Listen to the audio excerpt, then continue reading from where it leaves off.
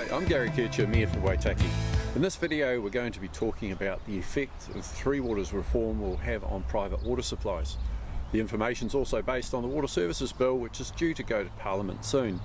The details may change slightly as the bill passes and becomes an act, which is expected to happen sometime towards the end of this year.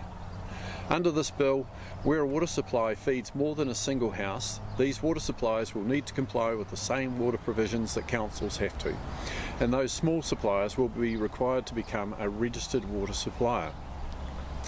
If the water is being supplied to a single house only, then that remains under the existing provisions of the Building Act, although the definition of potable or drinking water in the Building Act will be changed from safe to drink and complies with the drinking water standards.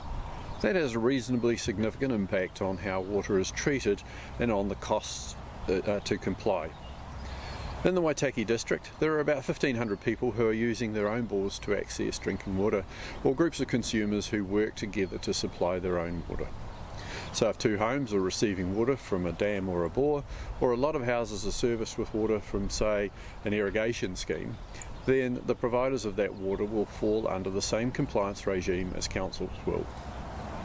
Where council comes into the picture though, is that if the people who operate those schemes decide that it's all become too hard and that the cost of doing it themselves is prohibitive, or if the new water regulator, Taumata Arawai, decides the suppliers aren't up to the task, then council can be required to step in and take over.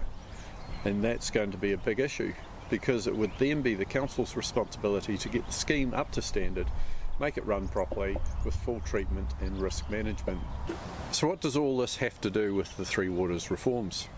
Well, if these changes come in and it results in councils taking over numerous small supplies, the additional work and cost required will be a significant drain on resources and a significant increase in cost. Unfortunately, this is another reason why the status quo is not an option for many councils. The reforms are not about another entity carrying on doing the same work as councils are at the moment. It's about a major shift in standards which require a different solution. But all the same, we are not convinced that the government's solution is necessarily the right one.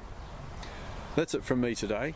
In our next video, we're going to get into the real nitty-gritty and look at the financial implications of the government's proposal compared to what you're paying for the Three Waters services in the Waitaki district at the moment.